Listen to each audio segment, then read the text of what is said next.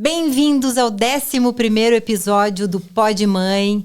Esse eu tô gravando em São Paulo e com uma convidada mais do que especial, uma amiga querida, uma mulher que eu admiro, mas eu não vou falar muito sobre ela, daqui a pouco ela vai se apresentar. Mas é um episódio onde a gente vai trocar experiências e o nome desse episódio é Nós. Ah! É Nós. É nóis! É nóis. Tô ligada!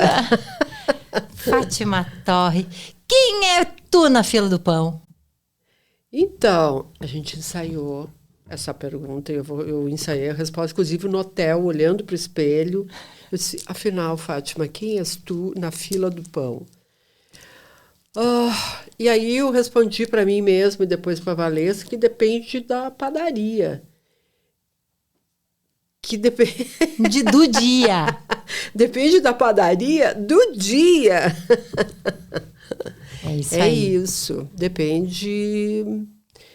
Eu acho que a gente descobrir quem a gente é, Valesca, é eterno. A gente vai morrer e não vai ter ideia. 10% de quem nós somos. Porque cada dia, cada vez mais eu me vejo no olhar dos outros. Sim. O que isso significa? Antes, eu trabalhava para os outros e eu queria ser aceita e amada pelos outros e fazia, e acontecia, e fazia horrores para ser olhada, né?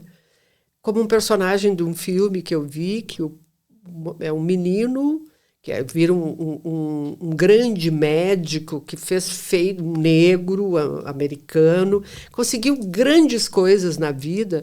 E aí, numa entrevista, perguntaram para ele, poxa, tu fez tudo isso, né? E aí ele disse, é que eu fui abandonado pelo meu pai na infância e eu achei que se eu fizesse tudo que eu podia fazer, ele descobriria que ele tem um baita filho e ele voltaria. Olha só. Gente, aquilo me pegou e eu pensei, eu acho que a gente fica, a partir das nossas faltas da infância, sempre tentando preencher isso e tentando fazer tudo para que a gente seja aceito e amado e tal.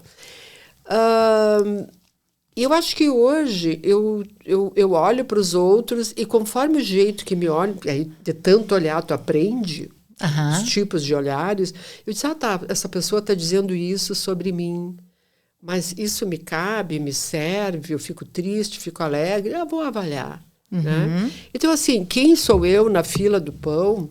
Mínima ideia.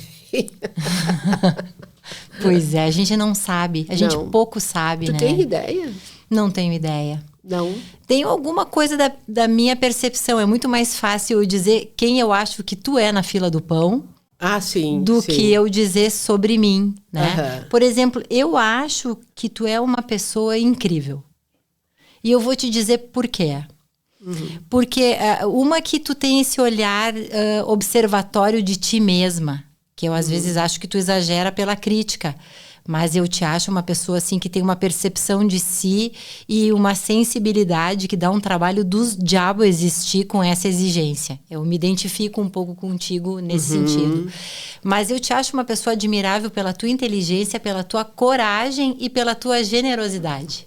Ah, que bom. Eu enxergo isso como um valor. Eu gostaria de ter isso muito em mim para que passe para os outros também. Eu acho que tu é uma mulher muito inspiradora. Ah, obrigada. Eu acho que eu posso dizer isso de ti também. Querida. Eu vejo coisas em ti que eu gostaria de ser. Não me pergunte para onde vai o Alegrete. Eu acho que tu tens um jeito de lidar com as coisas, com os detalhes e um cuidado que eu não tenho, por exemplo. Eu sou uma pessoa que passo mais reta pelas coisas, embora eu pare para observar. Eu sou muito contraditória. Sim. Ao mesmo tempo que eu sou capaz de ver o detalhe na natureza, abrir uma foto e tal, e olhar para o céu e parar o carro para fotografar, eu sou uma pessoa que, se eu tiver que perder muito tempo com normas, com regras, com coisas, eu não consigo. Mas é que eu acho que tu fala de duas coisas ali. Eu até entrevistei num episódio uma especialista que fala sobre o resgate do simples. No momento que tu pode observar uma coisa que tu valoriza em mim e que tu diz que tu não consegue, aquilo faz sentido para ti porque tu também faz, mas tu faz de um outro jeito. Ai, que bacana isso. Eu não tinha pensado. Cada um tem o seu jeito O seu jeito. E eu acho que a gente tem uma coisa de afinidade que passa pela nossa infância e pela nossa influência italiana. Né? Da família, da mãe italiana, do pai, tu, no caso o pai, mas o meu pai, embora de origem alemã, a minha referência toda foi materna, da avó italiana.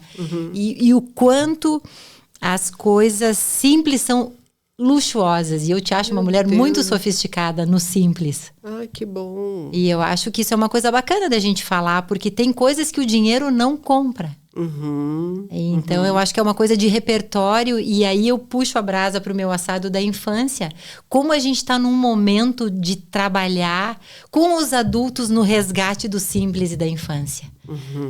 De poder observar as coisas simples, de como é que uma criança vai observar o simples. Ela observa por si, porque a criança ela tem isso da natureza de ficar contemplando.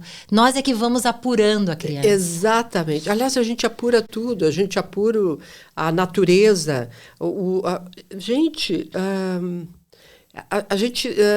Existem indústrias para que os frangos cresçam rápido e que para ser entregue direto no mercado, porque tem que vender, e a planta que daí tem vários adubos que estimulam. E obviamente que isso nós estamos assim também. Né? A gente precisa só passar pelas coisas, a gente já não sente mais. Né? Então, quando hoje a gente tem, por exemplo, eu estou fazendo seleção de uma pessoa para trabalhar com a gente, e eu queria que tu me dissesse, as minhas seleções sempre foram, eu não queria saber se a pessoa sabia escrever bem ou vender bem uma pauta ou qualquer coisa assim da natureza do trabalho. Isso todo mundo sabe fazer. E eu queria saber como tinha sido a infância. Que maravilha. E aí eu pedi assim, escreve 20 linhas sobre como foi a tua infância, quantos irmãos tu tens, tu preferia estar mais com o pai ou com a mãe. Não havia uma pessoa que disse assim, eu nunca vi uma seleção como tu faz. E depois ainda eu conversava e teve uma candidata, anos atrás, que chegou e disse assim, eu não vou ficar numa empresa com uma pessoa que quer entrar na minha vida privada, porque aqui vale a minha vida profissional. Mas, Fátima, isso que tu está dizendo é tão importante. Não, e o que eu disse para ela foi o seguinte, olha aqui, quem vem trabalhar é a pessoa, a vida pessoal, a vida profissional aqui é um teatro, entende? Aqui quem vem trabalhar em qualquer lugar, né? É uma vida. É um sujeito, é uma pessoa. Sujeito privado, do privado que vem para... Como é que tu lida com aquilo? Mas isso é muito importante. E principalmente quando eu faço processo seletivo pessoalmente na escola, me interessa e muito o repertório afetivo daquela pessoa. Claro. Porque isso nenhuma faculdade, nenhuma universidade, nenhum curso ensina. Nem a família, gente. A família nos diz o seguinte... Tu tens que agir assim, assim, assim, porque é assim que dá certo. É o certo e o errado. E acho que tem um instinto e um intuito protetor, sabe? Então, assim, o pai e a mãe já se quebraram o suficiente para saber que tal e tal coisa, tal atitude, tal discurso social, ele vai ser julgado. E o meu filho... Eu, narcisista que sou, vou olhar para uma parte de mim que não vou permitir que essa parte sofra o que eu sofri. Então, eu tenho que proteger, nem que seja no pau. Então, assim, tu não vai fazer isso, tu não vai fazer aquilo, tu está proibido. Então, é o certo, o errado, pode ou não pode, né? E cada vez mais a gente chega menos perto de quem nós somos. Voltando à primeira pergunta, né? E outra coisa que a gente precisa se dar conta é que a forma como nós fomos educadas, orientadas, era de um outro tempo. Agora estamos vivendo novos tempos.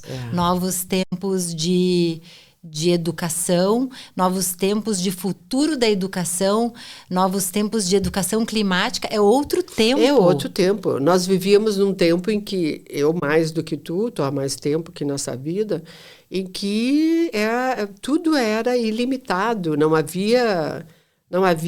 precisava economizar nada. Quero dizer, na família dos colonos italianos se economizava tudo, né?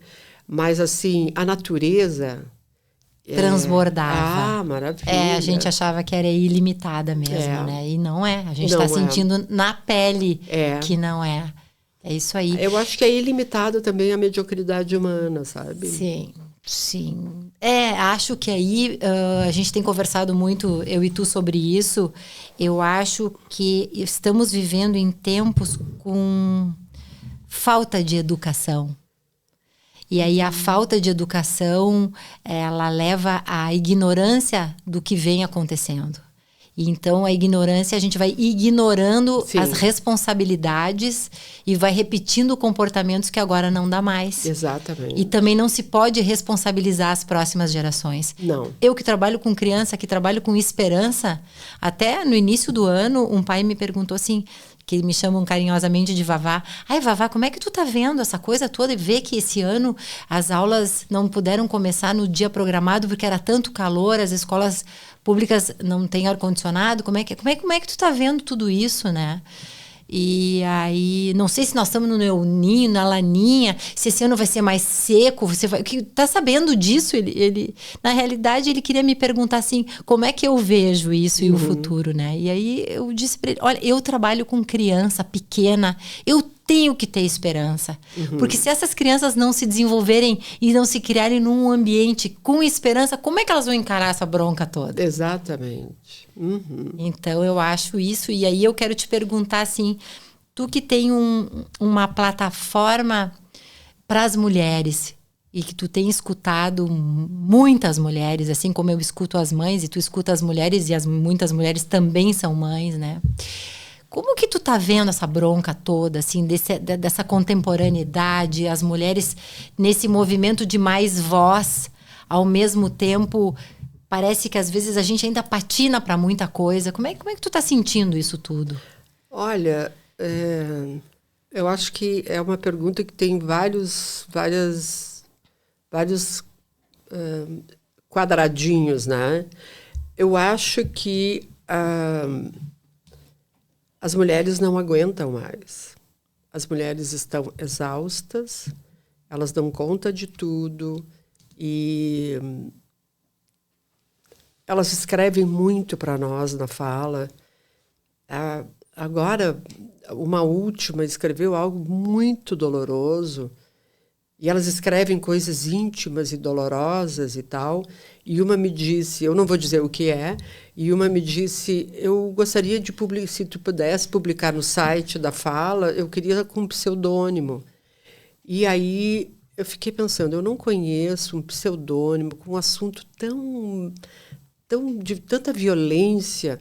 E aí eu fiquei pensando.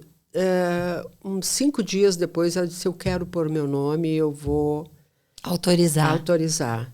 E eu mandei para uma outra mulher que já também tinha falado isso. Eu disse, olha só, é uma situação parecida com a tua. Ela disse, eu também quero falar. Então, o que elas estavam falando, acho que dá para falar porque não tem nome aqui, mas elas vão aparecer depois. Elas estão falando da pedofilia.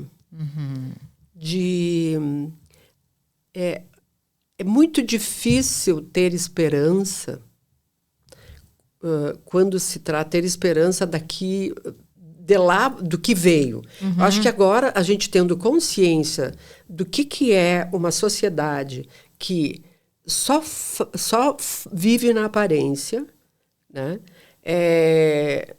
Como que ela vai lidar com essas situações para ver uma mudança? Como é que ela vai ter esperança depois de ter sido abusada? Isso que tu tá querendo dizer. Isso. Se a gente lê uma coisa dessas e tem um impacto de dor física, como é que tu fica quando tu vê essas coisas todas que elas te pedem ajuda, Fátima? E o mais grave é que... Como é que eu fico? Olha, essa é uma das tantas que a gente recebe, né? Eu fico... eu ia dizer compaixão eu acho pouco. Aham. Eu fico pensando, eu sinto uma tristeza, porque aquilo que tu falaste da educação, do conhecimento, do dar, que só dá conta de si quem é educado. E não é uma educação formal. Quem é amado. Né? Quando existe uma sociedade protetora. Uma rede. Mas mais do que rede. Políticas públicas, um país que se envolve, sabe? Quando tem um congresso com mulheres que possam votar em mulheres, que possam ser confiáveis. Representadas efetivamente. Então, sim. assim, tu tem governos, congresso, tu tem instituições que não dão a mínima para a situação da mulher. E quem é a mulher? Gente, quem é uma mulher? A mulher que faz filhos está fazendo para esse país, para essa sociedade. Como é que tu vai deixar essa mulher de lado e ninguém pensa? Então, a última coisa é uma mulher. É que quando houver maior consciência, e não pode ser só das mulheres, e as mulheres não têm condições, neste momento, de buscar para si mesma e não tem representatividade de fala.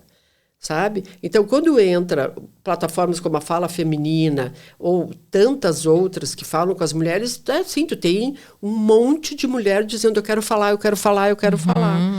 Na nossa pesquisa, a Fala das Mulheres, nós tivemos 6.000 comentários. Sim, de 87 perguntas. Isso mostra o quê? Mostra que as mulheres querem falar, que elas estão sós, que elas não têm para quem dizer. Claro, se avançou, né, Fátima? Mas ainda só poder falar é pouco, né? É um início. É uma parte de algo enorme. E hoje, quando eu entrevistei a Gisele Macedo... Quem é a Gisele Macedo? A Gisele Macedo deu uma entrevista para a Fala Feminina, nesse mesmo estúdio aqui. E ela é uma paulista que mora na Espanha. E lá ela só estuda questão de gênero, ela é uma escritora e tal. E ela disse o seguinte, a Espanha já andou.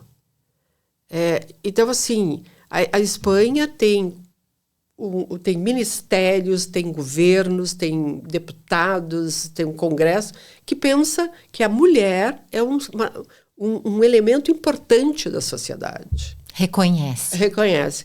E um lugar onde as políticas avançaram.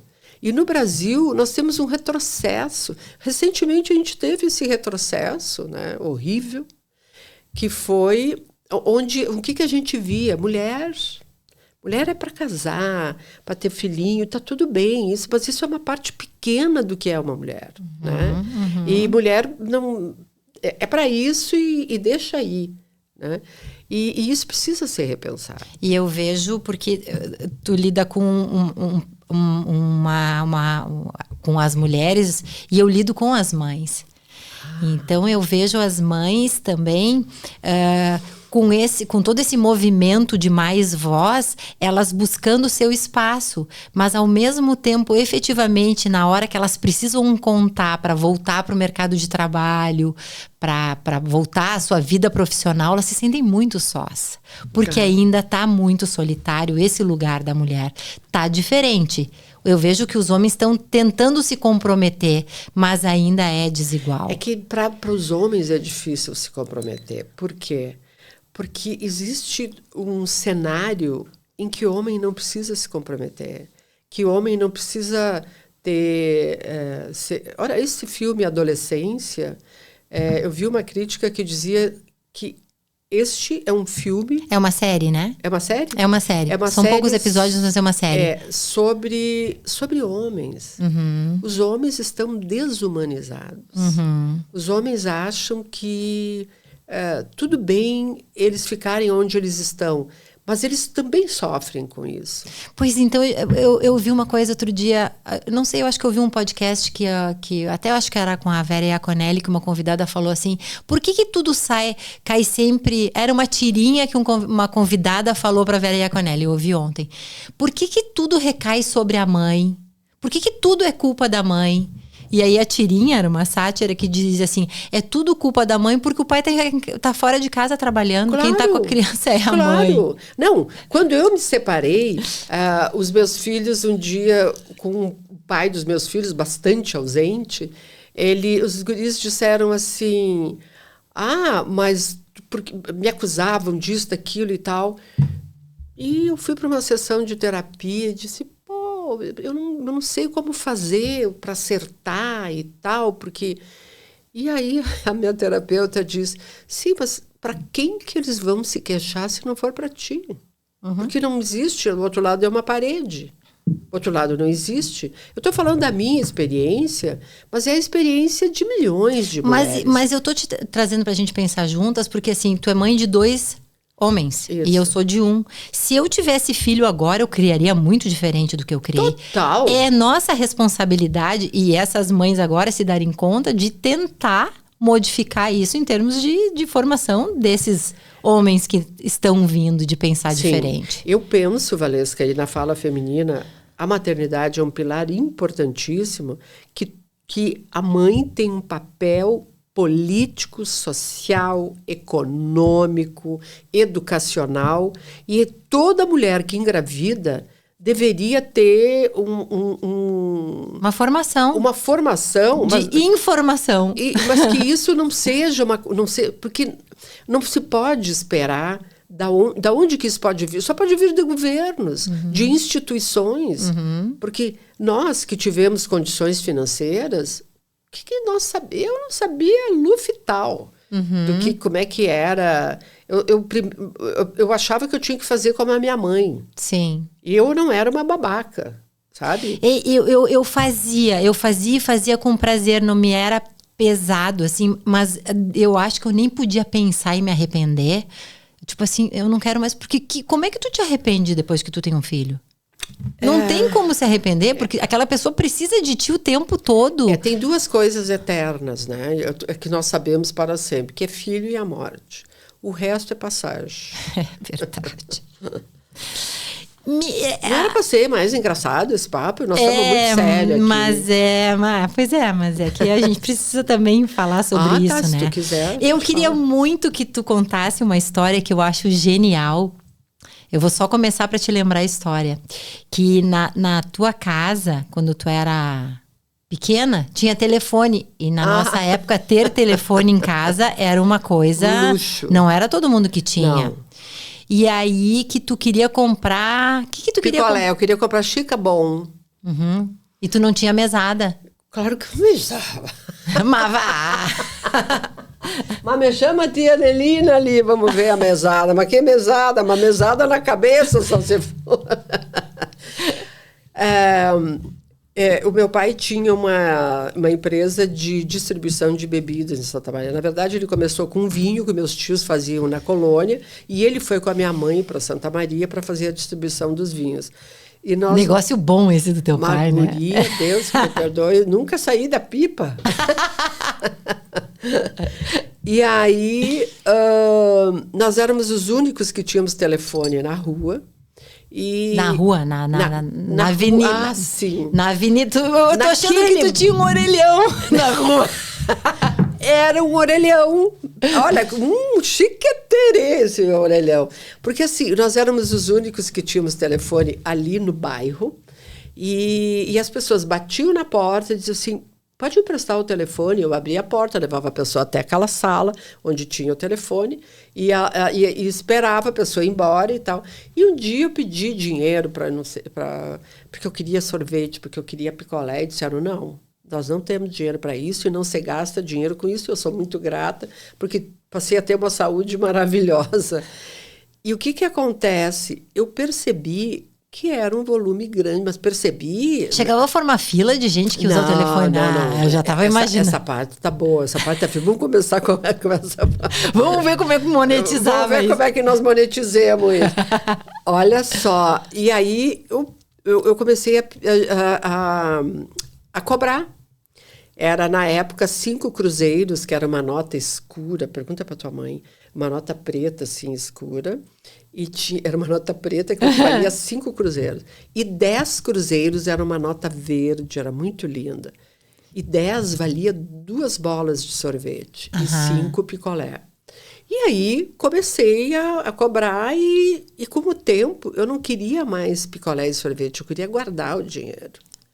E foi aí que começa... Isso é uma gringa empreendedora Porque nata. eu notei uma coisa que os italianos, nós tínhamos muito lá, uma coisa da economia.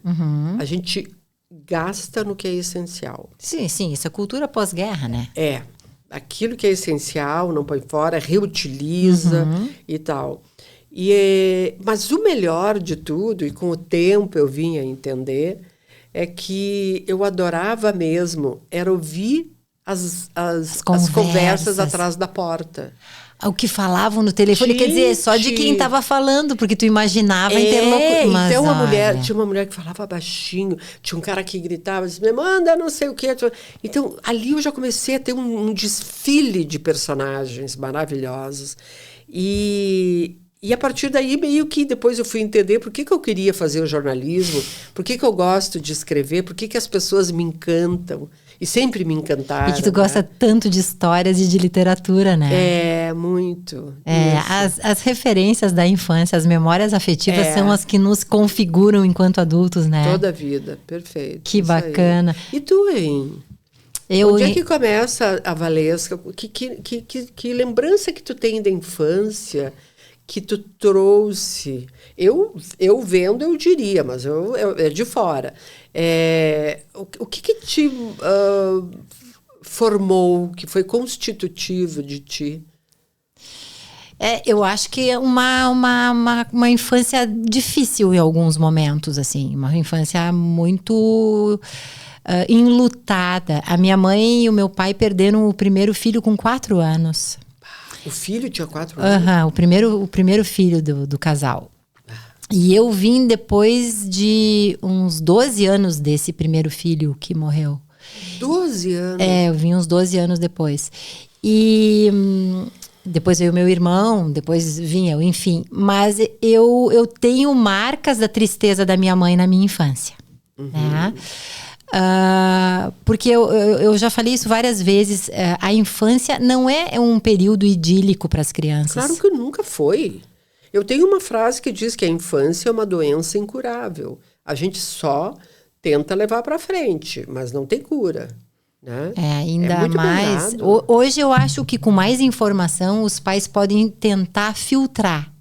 Mas tem coisas que a gente passa porque é da vida. É da vida. Não tem como poupar. As crianças ficam assistindo quando as expressões dos adultos, eles olham, eles sentem quando tá bom ou tá ruim, sem palavras. Só um movimento daqui, ele já sabe. Imagina na pandemia que essas crianças ficavam vendo aquelas famílias perdendo gente, perdendo emprego, sem eles terem privados do ir e vir, né? Tem coisa pior, né? Com esse medo assombrados. Então, tempos difíceis, né?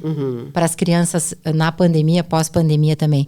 Então, eu tenho essa lembrança, mas eu também tenho boas lembranças de experiências com natureza ao ar livre, de ser criada numa casa, de o meu avô construir uma casa de bonecas para mim, que até pia tinha. Ai, que espetáculo! Né? Pia com água corrente. Então, eu tinha tenho uma tia que trabalhava em Porto Alegre, a minha infância até os 11 anos foi no interior, em Guaporé. A minha tia comprava na Sloper panelinhas e coisas para mim. Olha aqui, era a tia Adelina, essa teve uma infância boa. Eu nem boneca tive. Sabe que eu nunca tive uma boneca? É mesmo? Eu tinha bonecas feitas pela minha avó. De feltro. Sim, eu tinha eram umas bonecas de pano que elas faziam. Eu tinha boneca essas que compram em loja, que chorava, que tomava mamar, eu já sou desse tempo, da Estrela, mas eu gostava mesmo, era da minha casinha, e que eu podia ir na horta com a avó punha o chapéu de palha e eu segurava o cesto, e ela colhia assim um pimentão para ela e um pequenininho para mim, então eu fazia. Gente, mas tu tinha uma nona? Eu tinha uma avó, a minha avó Adelaide era um luxo de tão simples, sabe? Ela tinha sempre uns vasos de flores, e aí eu dizia, vó, mas por que tu não faz um vaso de margarida, um de gérbera, um de rosa? Ela disse, não, eu gosto de tudo misturado. Eu não gostava muito. A primeira vez que eu fui para a Europa adulta, Eu cheguei nos jardins da França e eu entendi os vasos da minha avó. Ai, E a minha avó nunca foi à Europa. Olha só. Então eu tenho essas coisas do cheiro da casa da minha avó. Eu tenho os domingos com o frango que a minha mãe fazia no forno e a maionese que ela batia na mão. Eu tenho, que a minha mãe é professora a vida inteira, eu tenho a lembrança que domingo ela punha a roupa em dia. Então eu ficava com ela na área de serviço, vendo ela lavar roupa. Eu faço a mesma coisa. Tem coisas que eu gosto de me ocupar. A gente reproduz, né? Porque eu acho que não é o lavar roupa em si, né? Não. É estar com a minha mãe lavando roupa, que quando eu lavo roupa, eu acho que eu pego ela um pouquinho de volta pra mim, né? Perfeito. Então, são essas, assim... eu brinquei muito de boneca, muito de escola eu brinquei. A minha mãe me permitia brincar. Meu pai vendia roupas. Ele era vendedor, caixeiro viajante. E eu lembro que ele tinha malas de roupas para crianças, para bebês. Então, quando por exemplo, aqui uma calça, essa calça não tinha mais... Então, aquele monstruário, ele me dava. Então, eu tinha boneca. Então, eu podia botar pomada nas bonecas, minha mãe deixava. Olha. Dar banho nas bonecas. Depois, ficava tudo mofado, mas a minha mãe não se importava. Então, eu acho que eu simbolizei muita coisa através do brincar. Essa parte da infância. Importante isso. E por isso que eu acho que... Mas olha, tu é uma guria rica, então. Eu acho que sim. Eu tive repertório na minha infância de imaginação e coisa. E eu acho que tem tudo a ver. O meu amor pelas crianças e pela infância, né? Eu acho que tem a ver com isso. Mas de quem é o podcast, Fátima Mas Torre? escuta, mas vamos se organizar aqui, né? Tu gosta de ser mulher? Eu gosto. Tu gosta da coisa do feminino? Não sei o que tu chama de feminino. Eu acho que tu é bem vaidosa. Tô falando sobre isso. Ah, é sobre isso? De ser vaidosa? Dessa parte do feminino. Nunca dei muita bola. Mas eu acho que tu é uma pessoa muito cuidada, assim. É que eu nunca... eu não é algo que ocupou minha mente, né? Porque eu nunca me achei suficientemente bonita, suficientemente interessante e tal. Eu acho que eu sempre me safei muito com a observação.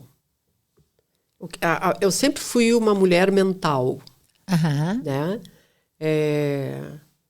Uma pessoa, né? Porque o que é homem e mulher, né? Eu sempre fui uma pessoa observadora e muito só. Tive uma infância muito só e sempre tive uma vida muito sozinha. E talvez porque a minha mãe tenha partido muito cedo, eu não... essa coisa, assim, eu sempre achava que isto não era para mim. Né? Mas será que uma pessoa que tem uma plástica, uma estética, assim, impecável... dos padrões, tá? De beleza. E ela tem uma cabeça vazia. Será que ela é bonita? Mas não é bem disso que eu tô falando. Eu tô falando que na minha cabeça, todas as outras mulheres eram bonitas. E eu era Carrie, a estranha. Tu se sentia assim? Claro, eu me sentia assim até ontem à tarde, minha filha. Que coisa. E hoje eu me sinto mais Carrie Bradshaw, do Sex and the City, mas pelo humor, pela sagacidade, porque eu acho ela horrível, acho o corpo dela horrível. Eu consigo achar que uma mulher pode ser, sabe... mas eu acho que a beleza dela não era nunca não é física na série, né? O jeito. É uma beleza, porque a beleza é um movimento. Sim. A beleza não é uma cara bonita, um corpo perfeito. Gente, tem gente que tu senta na frente e ela foge aos padrões e em 15 minutos tu quer casar com aquela pessoa. Pois eu digo, tem dias que eu me acho bem bonita e tem dias que eu me acho horrorosa, assim, sabe? Muito de como é que eu... quero um dia ter o de horrorosa pra mim quando eu quiser me sentir bonita. Para não, com assim, isso. Então, a pergunta eu nunca me... ser mulher, para mim, a parte boa, eu gostei muito da maternidade. É mesmo? Eu adorei ter filho. Eu tive filhos por escolha. Eu usei DIU a vida inteira. Eu tirei um DIU e tive meu primeiro filho. Um tempo depois, eu tive meu segundo filho. Tirei o DIU porque eu queria ter o segundo filho. E eu gostei muito e sinto muito hoje. Gostaria de dizer para as mães, gente... Não deem a menor bola para casa arrumada, tudo organizado, sabe? Não se preocupem tanto com a aparência que dizem que a gente tem que ter. Se vocês tiverem filhos, sentem no chão, rolem, sabe? Uma das coisas que eu fazia com meus filhos era, a gente fazia pipoca. E aí, na hora que começava a explodir, eu levantava a panela. Então, era uma coisa, aquela cozinha. E a gente comia do chão e jogava para cima. Então, foram poucos momentos, mas que eu queria ter tido mais e eu não pude. Mas, querida, a gente só tem essa sacação depois que a gente tem a maturidade. Porque a gente tem tanta coisa para fazer quando a gente tem filho pequeno. Tem que dar conta de tanta coisa. Por que as avós aproveitam mais dos netos? Claro. Porque elas têm esse tempo, né? Tu teve uma avó presente, a materna. Tive uma avó presente. Porque ela se ocupava, ela trabalhava muito em casa. E quando eu vinha ao mundo, ela já tinha cuidado de mais ou menos uns 5, 6 negócios do meu avô, né? Essa é uma mulher. O meu avô... Essa é uma mulher. O meu avô ganhou uma vez na loteria e ele não só comprou a empresa de ônibus, como ele comprou o café do lado da rodoviária. Acho que ele comprou a rodoviária, e aí a minha avó falou assim, eu que vou cuidar do café, porque motorista nenhum vai viajar se não estiver bem alimentado. Ai, que maravilha. Depois teve um problema que os motoristas ficaram muito acima do peso, porque ela alimentava demais. Mas ela tinha essa coisa. E se ela não cuidasse, o meu avô... meu avô... Não ia dar conta. O meu avô ficava curtindo a vida, tu entende? O meu avô era um cara da fruição. E a minha avó era uma mulher do trabalho. Do trabalho. As mulheres, as imigrantes são muito, né, do trabalho. Isso passa, assim. Será? Né? Olha. Uma guria eu não sei, tu sabe que de manhã eu descanso e de tarde eu vou pro cinema. E falando em descanso e vai no cinema, quem ouve, é tudo mentira, tá? Ela trabalha loucamente de segunda a domingo. Mas... que te abastece, assim, para tu tocar essa tua rotina? Literatura e cinema. Fátima. Eu não vivo sem 2, 3 livros ao mesmo tempo que eu leio. E agora eu estou vendo a biografia da Virginia Woolf. Meu Deus. E outro dia tu me contou que tu estava arrumando o teu escritório e que apareceu um livro do Tolstói? Me sim. conta um pouco mais desse livro. Mas não era um livro, assim. Era um livro que foi... Eu não sei de onde. Olha quanto tempo eu não entrava no meu escritório. Tu não olha as perguntas, tá? Não vale. Como é a sua rotina entre trabalho, cuidado e lazer? Te mando por e-mail. Não, eu quero agora. Então, assim, achei esse livro que eu acho que era a fé em Deus, era uma coisa de Deus. E eu... assim, sentada no chão com milhões de papéis e coisa e tal. E aí ele dizia o seguinte, que ele já tinha escrito Ana Karenina, já tinha escrito Guerra e Paz, e ele começou a se questionar sobre o sentido da vida. Ele já começa com 5 páginas, assim. E aí ele dizia que ele passou a ter uma consciência sobre o mundo que ele vivia, a sociedade de classes, e ele pensou, ou a gente arruma isso, ou não tem felicidade. A felicidade não pode ser só de quem pode comer, de quem pode tomar um vinho bom. A felicidade tem que ser aquilo que o Neruda dizia, só vou ser feliz quando todo mundo tiver direito a um bom vinho. Sabe? Ou seja, ele não estava falando de um vinho, obviamente, não. Mas assim, como que eu vou ser feliz se eu encontro a realidade todo dia na minha frente? Né? Então, eu tenho... E eu acho que a fala feminina me trouxe uma consciência sobre a situação da mulher. E a mulher como o fulcro fundamental da sociedade. Para mim, a mulher que é a economia do cuidado, que é a que cuida de todos, né? Essa mulher que é tão assassinada, que é tão desrespeitada, que é tão, sabe? Não valorizada. Não valorizada. Então, assim, não pode, né? Nós temos que repensar isso, Valesca. Sim. E isso me fez, assim, eu estou até num momento da fala, meio de pausa, porque eu quero repensar isso. O que é que nós temos como mulheres? Qual é a nossa responsabilidade de sermos autoras de mudanças, de verdade, né? Eu acho que o teu trabalho lá na tua escola, ele é fundamental. Só que o teu trabalho nessa escola, ele é um pequeno pedaço. Isso devia ser... o mundo devia ser uma caracol no mundo da educação, né? Que as crianças pudessem realmente, sabe, ser abastecidas do que precisa na infância. Exato. Do cuidado, das pessoas que cuidam das crianças, que sejam cuidadas. É muito sério. Às vezes, quando a gente se apropria de tudo, a gente se desanima. Eu acho que tu tá nesse momento, mas assim... Não é desânimo, é consciência.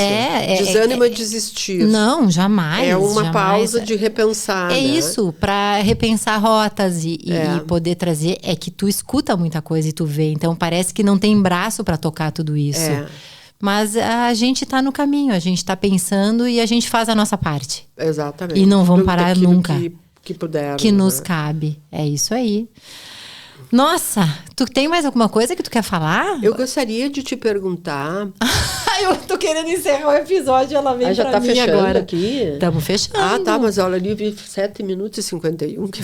Mas eu queria te perguntar algo que, desde que eu te conheço, eu queria saber como que é ser uma mulher bonita neste mundo?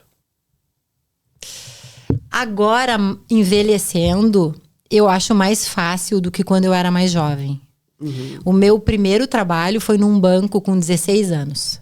Eu fui funcionária de um banco. Meu pai era cliente do banco e daí eu falei que eu queria ter o meu dinheiro. Meu pai falou com o gerente e o gerente arranjou um emprego e meus pais autorizaram eu trabalhar porque eu era de menor. Eu nunca vou esquecer, aí onde me colocaram aonde? No atendimento. Óbvio. Né? Eu nunca vou esquecer que um cliente conversou com a minha chefe e eles apostaram uma caixa de espumantes que ele estava dizendo que ele ia sair comigo. E eu ouvi aquilo. E hoje eu fico muito orgulhosa de mim, assim, da minha atitude com 16 anos, que é uma criança, uma jovem, uma adolescente, né? Eu disse pro gerente, contei pra ele o que aconteceu e eu falei, olha, eu quero que tu me... Eu não disse que eu queria ir embora. Eu disse, eu quero que tu me troque de setor. E aí eu fui trabalhar no cadastro do banco. Então eu trabalhei lá atrás, ninguém me via. Entende? Então, desde muito cedo, eu sempre tive mais trabalho em provar que eu era uma pessoa que eu pensava, que eu me posicionava. Entende? Então, teve momentos que isso me atrapalhou. Mas agora, com a passagem do tempo, eu também estou num momento difícil. Porque eu já me acho muito diferente do que eu era. Eu não brigava com as minhas coisas, por exemplo. Eu colocava qualquer roupa, eu não usava nada no rosto. Eu agora tenho cabelos brancos, eu tenho rugas e às vezes eu me estranho. Então, eu tô nesse trabalho de reconhecimento da minha pessoa, assim. Pra ver o belo e não... E realmente, se tu me perguntar assim, o que tu mais tem tesão pela vida nesse momento, assim, é da minha produção intelectual. Sabe? Eu tenho 2 momentos, assim, é quando eu tô produzindo coisas que me fazem muito sentido e quando eu tô com as crianças. Essa é a verdadeira beleza, né? Eu acho que sim. Mas um dia eu quero também nascer assim, bonita. Mas tu é. Bora encerrar isso? Então tá, gente. Muito obrigada. Adorei, Te valeu. Amo. Igualmente, desculpa qualquer coisa. Eu também, imagina. Até o próximo.